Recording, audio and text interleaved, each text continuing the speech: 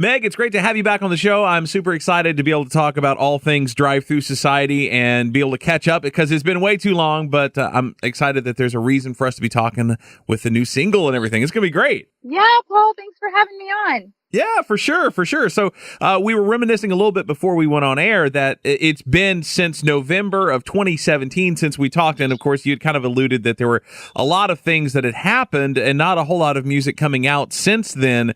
So I guess kind of broad strokes, what's been going on in the interim since the last time that we had a single from you guys? Yeah, absolutely. So I think the last single we released to you guys was Ghost. Mm-hmm. And it was this really personal song that I wrote about my best friend. And pretty much right after that, Greg and I had started to pursue another opportunity with some other people in the industry. And after a couple months, we just kind of had some creative differences and realized that this wasn't necessarily going to be for us. So we kind of left and just kind of spent last year reevaluating why are we doing this? What is our goal? What's our purpose? And so that's why we weren't really releasing any music, because we were just kind of in a season of reevaluating, making sure that our hearts were in the right place, that we're not doing this to try and impress people or make people happy, but we're doing it because we felt called to do it and because the music is what's going to encourage people no matter what season of life they're in. Right. Okay. Well, that's good. So do you feel like you guys have gotten some clarity in all that? Yeah, absolutely. We spent, there were a lot of times where it was like, man, I don't know what you're doing here. But I'm just going to have to be really patient, in this time because, this is like what Greg and I've been pursuing for years and years and years. And it just got to a point where, I guess at some point in time, every band kind of sees the side of the music industry that's not super pretty, and it's the business side. Mm-hmm. And so we just kind of had experienced that, and we were like, man, we got to check ourselves and make sure we're okay and that we stayed true to what we started this for. And I don't think we ever lost that. I think it was more of just hey, we're okay if we never get quote unquote big. Right. We're totally okay with that. We just want to write good music, produce good art, and encourage people through that. And so we kind of made this decision of we're going to keep pursuing it, but maybe not as a career. Sure. It's just going to be more of an outlet for us to encourage people and create art as we've always done.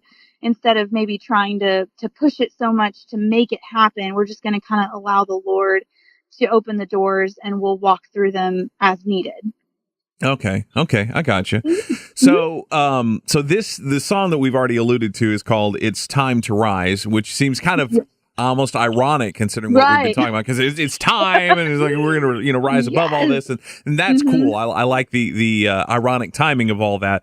Yeah, right. So you had mentioned kind of off air that you guys had, in the midst of all of this, had recorded what pretty much was an entire record, and there's kind of some rights issues as to like maybe who owns the music at this point, but you guys were able to get this song and maybe another one as well.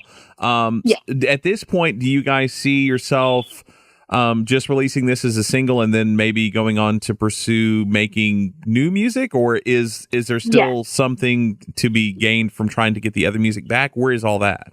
No, we amicably parted with the other team, and we like agreed on what was going to go to who. Okay. And so we took 2 of the songs and they got to keep the rest of the record. So this is one of the first singles that we'll be releasing through that. And the next one we will release eventually.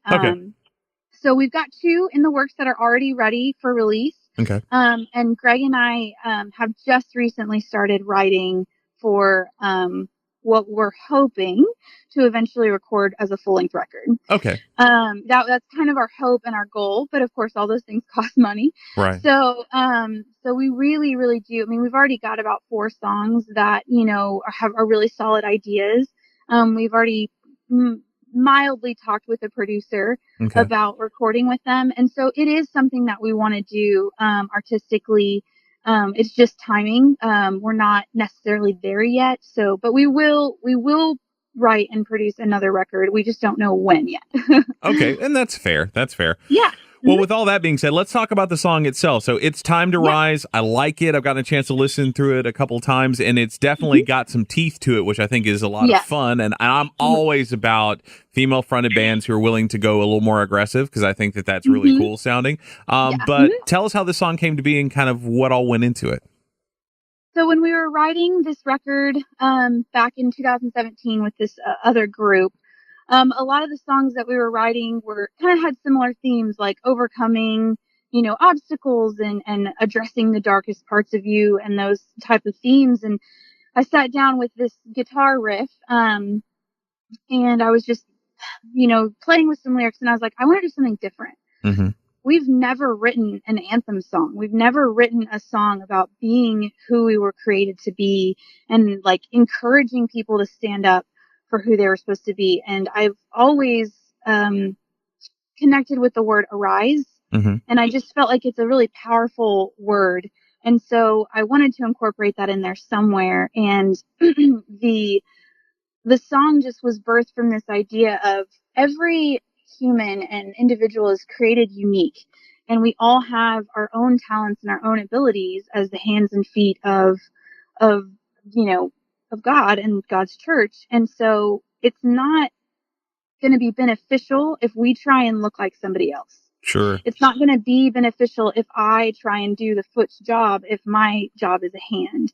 And so this song is really an encouragement for those people to stand up and be exactly who you were created to be. Not who the world tells you to be, like they tell you to look like this or act like this or dress like this. But really be who you were created to be, because God put those passions and those desires in you uniquely to reach a certain group or a certain people.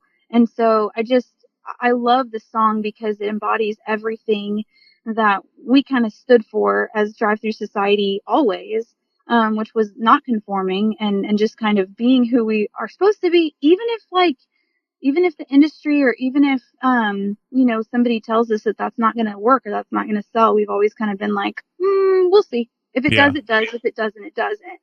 And that's really the heart of the song.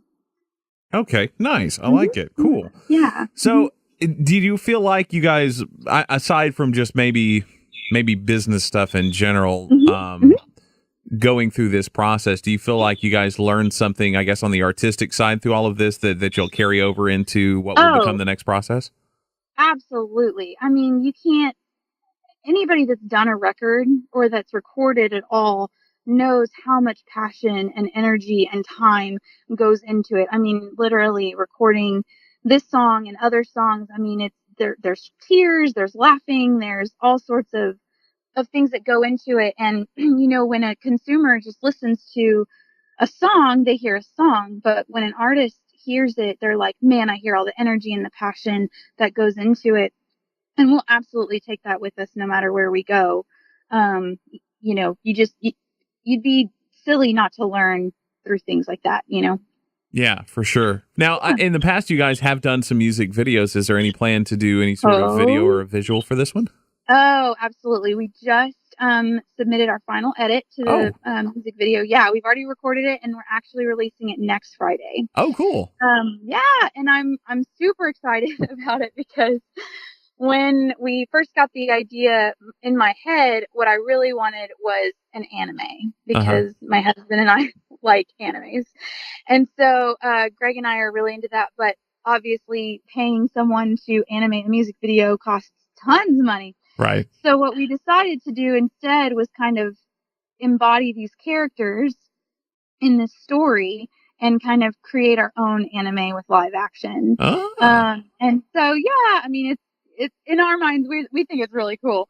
But we're going to see how everybody else likes it. And we're really, really excited to release it. Like I said, we just watched the final cut last night, and it looks really cool. Nice. So I'm excited to show that art to the world. Very cool. I'm all about that. That's fantastic. That's fantastic. Yeah. Sweetness. Now, I was wondering, and as soon as you said it had already been shot, I'm like, I wonder if it has anything to do with the cover that you guys released. Yes, it does. So the cover is an anime style drawing of Greg in his ninja costume and myself in some, anime getup. Yeah. And you may see us dressed like that in the music video. That's awesome. That's awesome. Now, Yeah. now, are you guys just yourselves in the music video, or did y'all take on like new character names? Well, no, it's just ourselves. Okay. But I mean, there's a performance aspect in the video, which is, us. Right. And then there's the characters. Okay. And it's actually kind of cool because my husband, Greg, who's also the guitar player, he actually takes martial arts. Oh, okay. So he knows how to use a sword, and he actually gets to use his sword in the video. And I was kind of nerding out because it was kind of special for me to see him be all like legit ninja. So.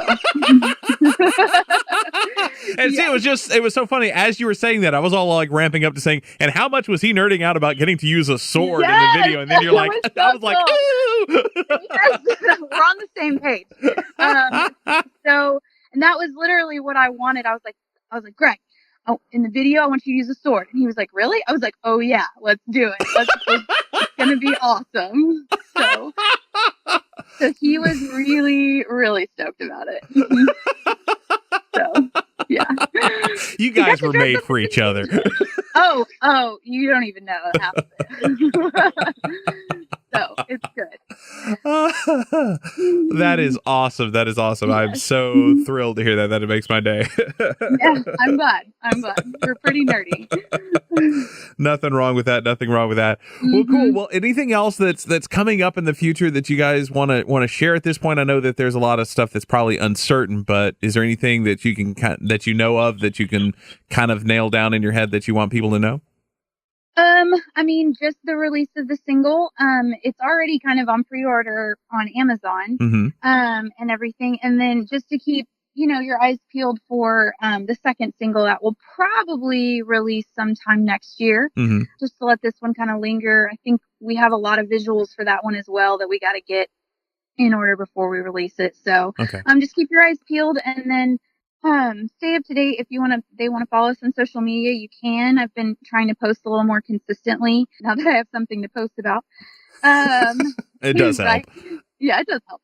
And hopefully, we'll have a little bit more of a game plan for a full length record here in, a little bit. Okay. Sounds good. Sounds good. Well, before I let you go, there was a couple of things I wanted to do. One is I was thinking about your name as Drive Thru Society, which I always thought was a cool name, but it made me realize that I need to create some sort of litmus test to see how much you know about drive-thrus. So I have created a quiz about, not necessarily, I guess it's not a drive-thru, although some of them do have them. It's more about America's drive-in, Sonic. And since you live in Texas, I know you know about Sonic. Yes, I'm aware. I'm a little nervous about this.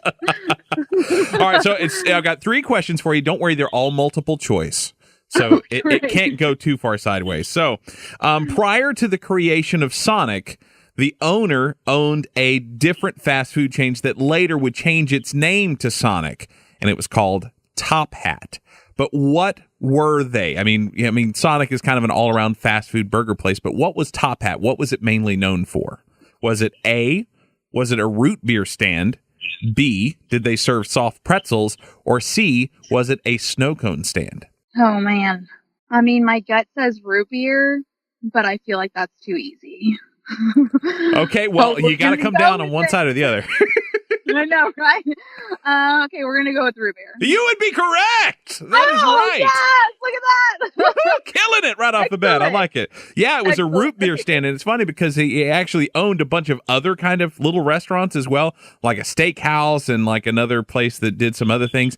But this place that sold primarily root beer, but hamburgers and hot dogs were kind of a side thing that they had too. But it was mainly root beer. It made more money than the other ones did because it had more turnover. So that was interesting. Well, look at there. Yeah. So, every day. Yeah. So look at him go. Okay. So now what was Sonic's original slogan? And ironically enough, it did carry over from when it was called Top Hat. But what was the original slogan? Was it A, good food fast, B, food that comes to you, or C, service with the speed of sound? I don't know. What was number 2 again? Number 2 was food that comes to you. I am totally guessing here because all I think of is America's Drive-In. Right. Let's pick A. A, good food fast? Let's do it. All right. No, that's not it. Okay, but I had no clue. So Right. I'm okay with that. It was actually serviced with the speed of sound because they were the first place to consistently use like speakers to be able to take orders. Like there were a couple of restaurants that had tried it, but hadn't really made it like a company-wide thing. So it was a really big deal that you could drive up and then order from your car without having to get out because they were one of the first ones to do that. Oh, well, that's cool. Yeah, so that was fun. Yay. Cool. All right, so you got 1 for 2. Here's the third one. Let's see how you do with this one. Okay. So within the Sonic company, they have an annual competition. What is the competition for? A, the best new flavor combination for their beverages, because of course they have, different beverages and then you can put flavors in them. Was it the top skating car hop, or C, an onion ring eating contest? Ooh, all of those could be super legit. I know. I'm very proud of myself for this one. Like that one's top notch. Good job. And it's like with the employees. Yes. It's a company-wide thing within the employees, according to their Wikipedia page, anyway. Yay, Wikipedia! You believe everything you put on the internet, right? Okay. Ooh, let's go with drink flavor. Drink flavors. You would think so, but nope, that's not it. It was the top skating car hop. Oh, that was my second one. That was my second guess. Oh, dang it. You get partial credit. I'll take 1 for 3. That's not bad. Which, ironically enough, are the odds for each question. Oh, okay. Perfect. There we go. Mm-hmm. Well, cool. Well, before I let you go, there's one question that I do ask everybody, and I don't remember if I asked you this back in 2017, and if I did, the answer easily could have changed. But as a lead singer of a rock band who puts out super legit music and even has a cool band name, Meg, what is the most un-rock and roll thing about you? Oh, man. I mean, I'm a personal trainer in my day job, which isn't really rock and roll. It's kind of the opposite. I feel I wear gym clothes and kick people's booty. So you care. I mean, and as bad as it is, sometimes it feels un-rock and roll to care, and I don't know what the deal is with that, but putting in a lot of effort into something. Well, like I have pretty cool hair, which is kind of rock and roll, but I guess like my wardrobe for my job, which I love, I love training, isn't very rock and roll because it's like sweatpants and a t-shirt. Sure. So I guess it could be rock and roll, but I guess that's probably the most un-rock and roll thing about me. Okay, nice, cool. Well, I'll take it. Meg, It's been so much fun catching up with you. I'm super excited. Of course, we also found out that you live in a city that I used to live in, which is always kind of a fun connection to make. Word up, Denton, Texas. But yeah, D-Town. That's right. Little D.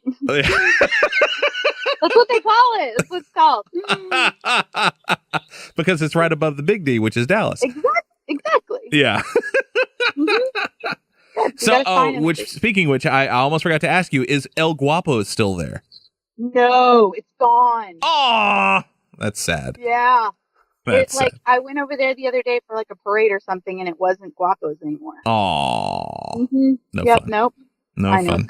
That's just sad. Just sad. It's all those fickle college students can't keep good Mexican places in town. No, there's plenty of them, though. Trust me. Right. This is true. Cool. Well, Meg, it's been fun. We'll catch up again soon. I'm super excited that we get to play the new single. And, of course, we hope it does really well and we get a chance to play it quite often. Awesome. Well, I appreciate you having me out. Yes, absolutely.